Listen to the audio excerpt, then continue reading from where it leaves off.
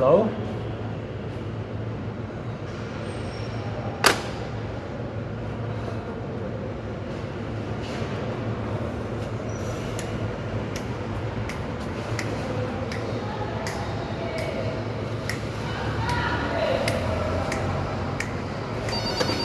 Hello? Yes? They're in? Excellent. Oh, thank you so much for telling me. That's good news. Great! Thank you, thank you. Eureka! They're in. The pictures are finally in. Oh, aren't you so happy? Wait a minute. Wasn't even plugged in.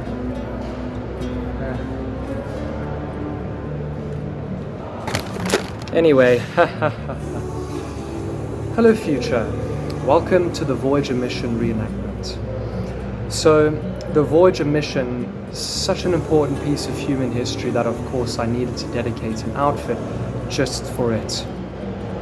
What is the Voyager Mission, you might be asking? Well, it's only the most important mission that humanity has ever embarked on. And I have the great honor and privilege of working at NASA and making sure that this is a success. So my name is Gary, NASA employee, and indeed we shall get Voyager to where it needs to be.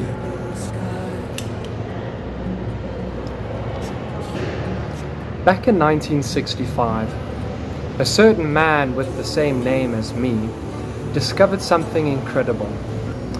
A window for a spacecraft to visit all the gas giants for the first time.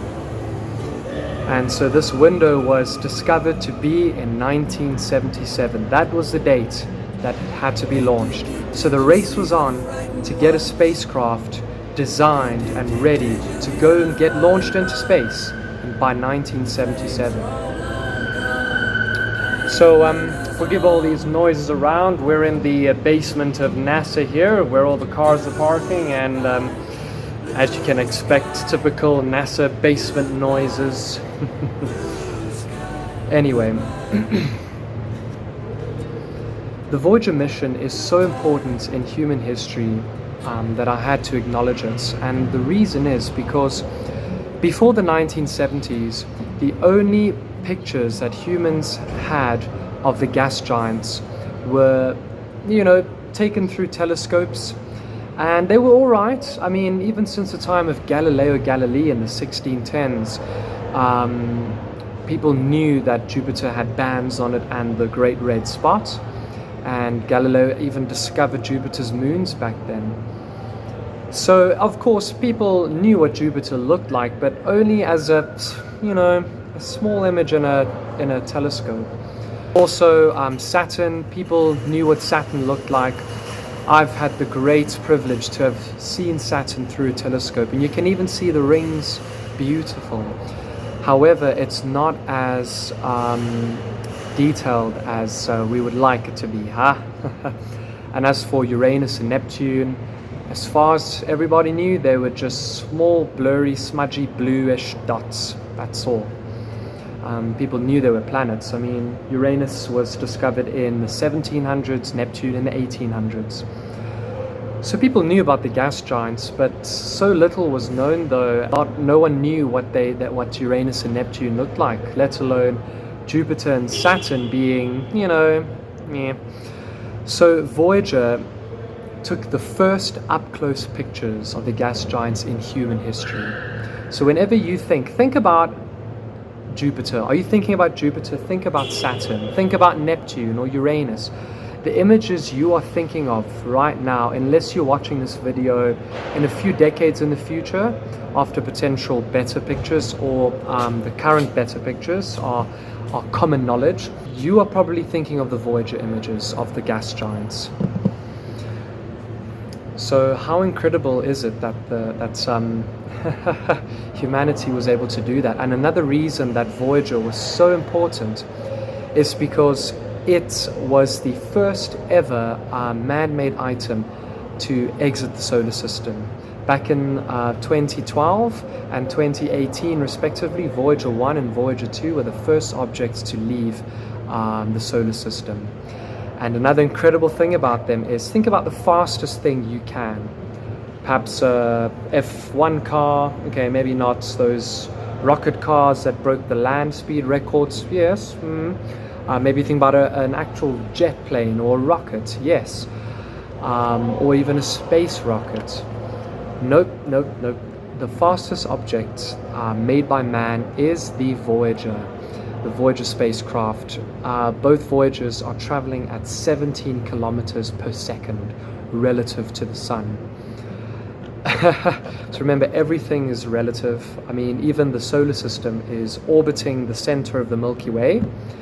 And I'm not exactly how fast it is. It's probably a matter of hundreds of thousands of kilometers an hour, maybe even faster or not that fast. But there literally is such thing as a galactic year, the time taken for our lovely solar system to orbit the Milky Way. So it's relative to the sun. Voyager is going at 17 kilometers per second. Maybe thinking 2 Voyagers. So the idea was initially thought of by NASA and JPL. JPL is the Jet Propulsion Laboratory. NASA is the National Aeronautics Space Agency, and both very interlinked in Voyager. Both needed each other, of course. But NASA is a little bit better, is it not? So the initial plan was for maybe 1, maybe 2, or maybe even 4 spacecraft to go visit the gas giants, and eventually it was decided for 2. And how they would do this is a method called gravitational slingshotting.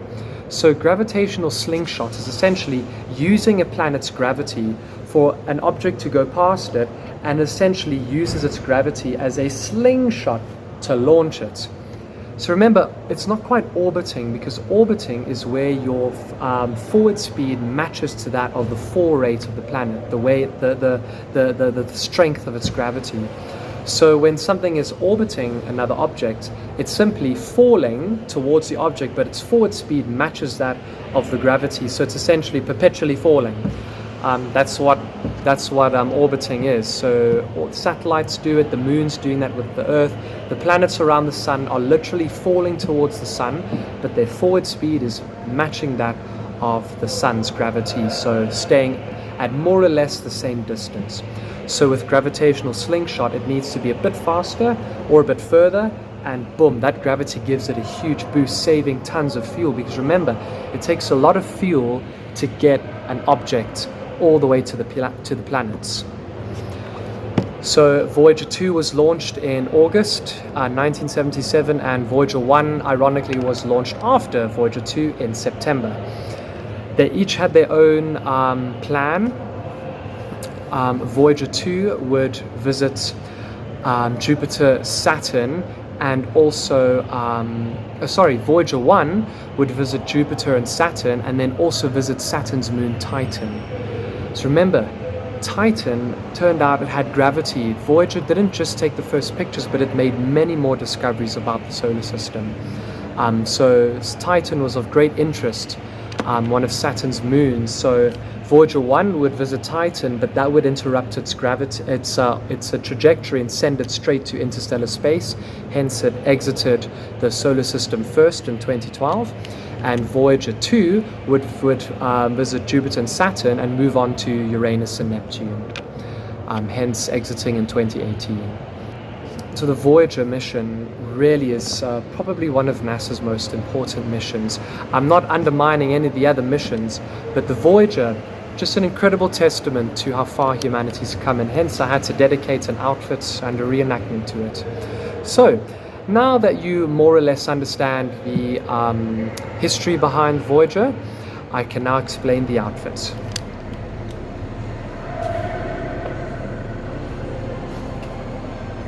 So your typical worker at NASA in the 1970s was dressed as follows.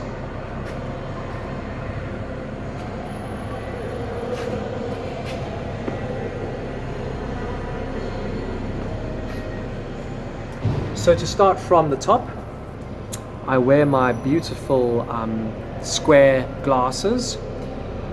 These are sadly actually modern glasses, but they are so designed over these. I've seen these are so popular in the 1960s. You even got a picture of the Beatles wearing one of these with a similar hairstyle. I find even the hairstyles are they loved long hair back then. Yeah. I sadly, for the public show I did, I even grew my sideburns. Sadly, I actually couldn't grow my sideburns this time round. So I actually have another thing I'm filming. So bear with me. Let's say I cut off the sideburns, sadly, just for now. And I have original glasses I used for my Chernobyl outfit from the 1980s, but I needed something a bit more suited to the 70s, and these did the trick. And they are not prescription lenses, they are fake lenses, because I don't want to go blind. Going further down, I wear a jacket, a suit jacket. Let's wait for the future people. Howdy. If only it's insert a 1970s car engine when this car engine starts. Wait for it. Yeah, that's too futuristic. That's more like it. Yeah, 1977. Oh yeah. Oh, I miss my sideburns. In real life, I don't really like sideburns a lot. They suited the outfit a lot. Anyway, where was I?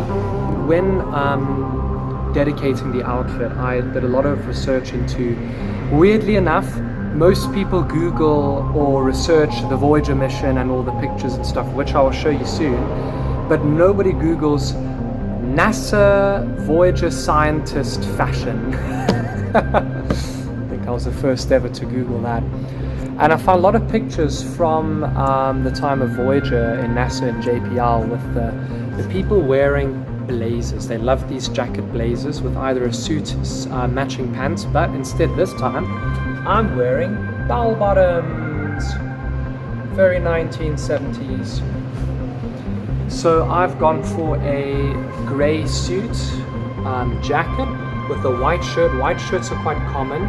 You also see in NASA at the time, they loved wearing short sleeve white shirts, but you see a few long sleeves. I'm going for the long sleeve image. So the shirt could get quite hot in Houston, especially in summer. And I wear a tie. And of course my bell bottoms with my brown leather shoes.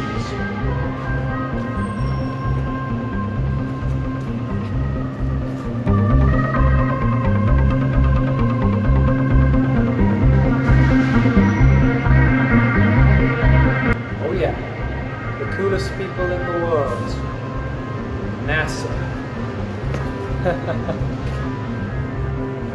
As you've noticed, my little name tag over here is sadly fake. I've literally used an ice cream container, cut it to shape, printed a, so what I did was, it's so tempting, you can just print a NASA name tag, but the thing is that NASA has its own history, and even the logo went through changes, and by 1977 they were using the retro logo, and apparently adopted later. There's a whole history on it, so I needed to settle for this logo and this time period. So I found a lovely picture, but I had to crop out the person's face and their name and insert my own name and my own face in there. Now, how's that for a moustache? No sideburns, sadly, but this was taken when I was going through my moustache phase back in the 1960s. And yep, Lyndon B. Johnson Space Center, named after President Johnson. Yeah, he was alright, you know, Vietnam and all of that. My brother was in Vietnam. He went mad and he lost his legs. Even though he was able to still stand and play rock music. I don't know how he did that. But anyway, my brother's mad. We're total opposites. He is the stoner, rock star, crazy man. I'm the respectable. He always calls me an egghead, but I'm not. He's a jarhead, I'm an egghead. Anyway, enough of that. So yeah, that's pretty much it to the outfits. Your very typical 1970s attire of the more... So in all of history, generally, human society is divided into many classes, but usually three: the lower class, middle class, and upper class. Sometimes the classes fade. The Middle Ages, it was the peasants, then the clergy and the nobility. It's a bit like France's state system. But you find that the United States of America, during Pax Americana, a term that I invented, which apparently exists already, which I'll explain now, you'll find that society was very much like you're either smart or you're not smart. You either go to Vietnam or you stay and do university. So yeah, even history is always subject to its little trivial things like that. So you find that this was a very common way for people to dress back then. So, before I show you my little surprises now, I'll explain Pax Americana quickly. It's very suitable to talk about it now. My Roman legionary outfits, and also... insert 1970s car noises. There we go. What was I saying? Oh, so my Roman builder outfits goes back to the year 117 AD, which many historians call Pax Romana, a period of great peace in the Roman Empire, lasting from roughly the time of Augustus in the early 1st century AD, all the way until about the late 2nd century, 180, the time of Caesar Commodus. That was about 200-year period of great peace in Rome, and it's not just... I would even consider renaming it from Pax, because there were conflicts going on all around, but the broader term is the great golden age of the Roman Empire was that time, Pax Romana. So I theorize that even now, in the 2020s, we are in a period of Pax Americana. I'm sure you can understand what that means. As to when it will end or not, very hard to say. I'm not a futurist, I'm a historian now today, sadly. Although, I could use my NASA brain to predict. I predict. It's hard to say. But I do think that after the Second World War, the United States was already on its way to becoming a global power before that, after, you could argue, even the US Civil War. But after the Second World War, the US just became such a global power in the world that, yep, Pax Americana began. And even over here in this little corner out here, we feel American culture so much. And you know that you're living in a Pax time when the Pax's nation influences you more than you it. So a lot of borrowed culture from the United States, even over here. Yeah, thousands of kilometers away, yet what matters in the US matters here. So I feel that, again, that also helped enable Voyager to happen, is such a flourishing society can now worry about tertiary things like getting a rocket up into space. So without further ado now, let's play a little game. At last, I'm so excited. I just got on the phone, even though it's not plugged in, sadly. I got on the telephone that they told me that the pictures are now in. So we'll play a little game with you. Any good NASA scientist, any good rocket scientist knows to discern between truth and lies, fact and fiction. So I'm going to play a game with you where you will judge if the image I show you is fact or fiction, and I shall tell you afterwards. So, picture number 1, fact or fiction? Future machine in there? Oh, it's a paradox. And the answer is fiction. So these are actual pictures taken by Voyager, but all put together. The planets are not this close. If they were this close, you would see Mars in full broad daylight taking up probably a good 30% of the sky, and Jupiter taking up 50% behind it. And of course the planets would all destroy each other with their gravity. So this is technically a falsified picture. Well done if you said so. Next picture. Fact or fiction? Maybe what I'll do is I will actually put the actual pictures on the side for you. So this picture, voila, fact or fiction?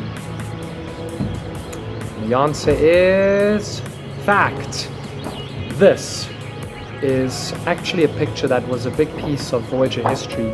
After Voyager had sent back all the data from Jupiter, amazing, incredible. Of course, we scrutinized these pictures inside out to try and understand what we were seeing. And we saw this picture of Jupiter's moon Io. Io, amazing, incredible. And then just as we dismissed it, one of our members happened to, just before leaving, get a glimpse of something. Oh my gosh, what is that?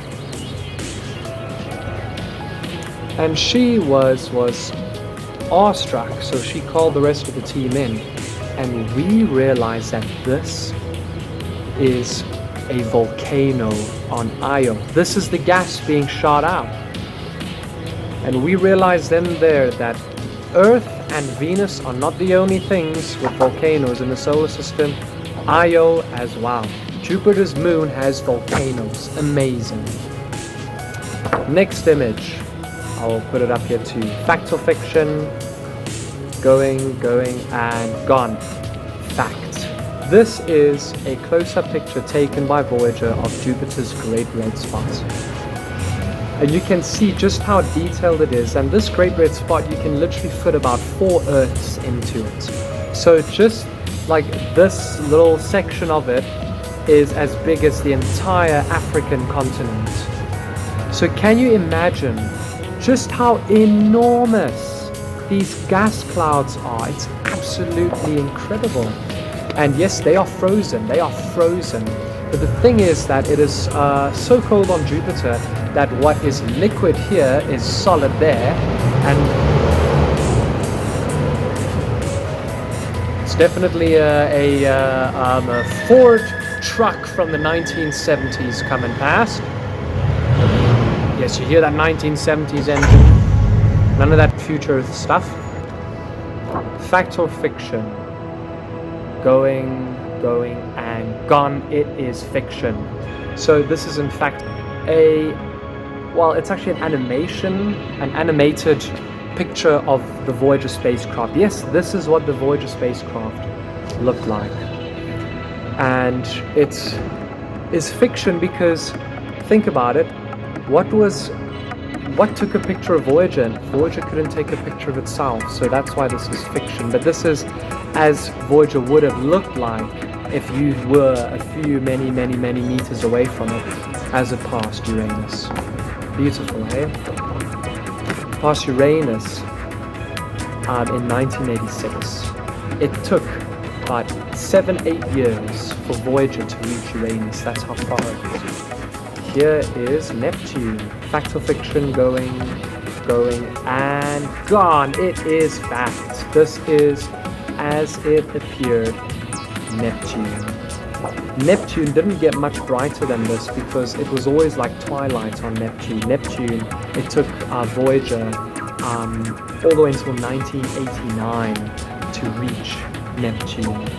And being so far away from the sun, it's already almost absolute zero, not quite absolute zero. Absolute zero, as far as I know, is minus 240 degrees Celsius, if I'm not mistaken. It's about minus 230 something degrees on Neptune. It is so cold there and so far from the sun that it always looks like the evening twilight.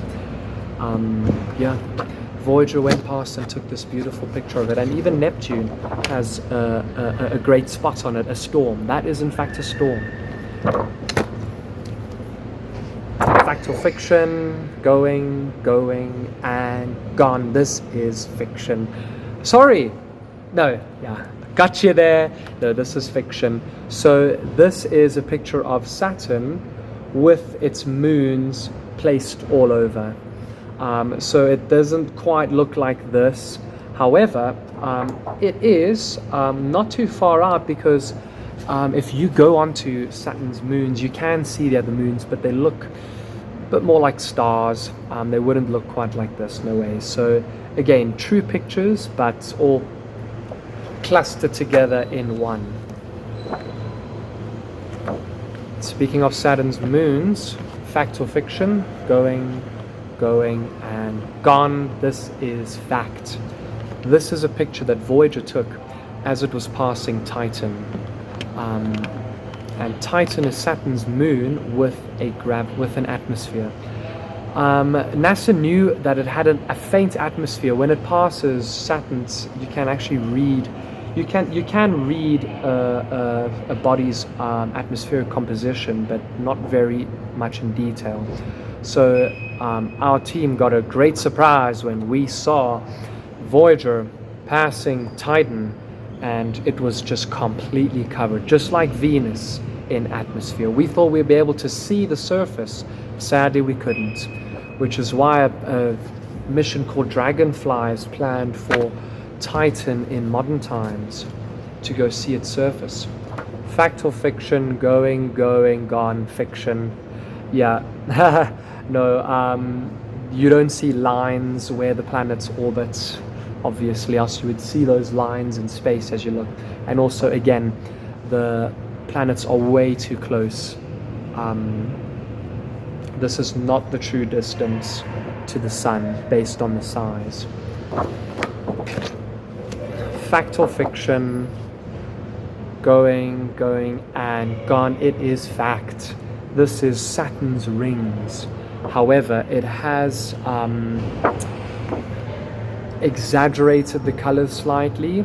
So Voyager could also detect radio waves. Obviously, it needs a big radio to communicate with Earth. In fact, Earth needed a huge array just to communicate with it. And it even had another array in Australia, so that when that side of the Earth is facing Voyager, can still communicate easily.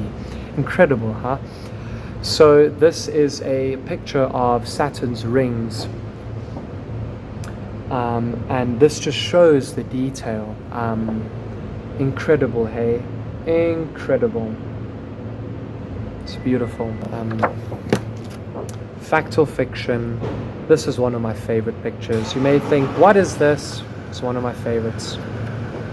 Going, gone. Fact. So this picture is what has been dubbed the pale blue dot. Voyager, after it had completed its mission in 1989 and photographed Uranus and all the gas giants, in 1990, Voyager did something incredible. Voyager turned its camera back towards Earth for the first time and took a snapshot. And what you're seeing is a portrait of humanity. That little small pale blue dot, ladies and gentlemen, is planet Earth, taking up not even a full pixel, and the average colors of Earth all mixed together, the sea and the clouds, creates a pale blue color. And this picture really did put so much perspective into the whole of the human race and beyond. And so that's why it's one of my favorite pictures, taken back in 1990. In the future in 1990. I'm amazed at what Voyager's going to do. I won't tell anyone, though, to spoil it for them. Anyway. So thank you very much for joining me as I did the Voyager mission. Now I got to get back to NASA now, back upstairs. It's way overdue, my break. It's already been over half an hour. So yeah, without further ado, goodbye, future, and I hope that our efforts benefited you greatly. Back to 1977 I must go. Well, actually it's 1979 if the pictures of Jupiter being gathered, but anyway, what can I say? Goodbye. Goodbye.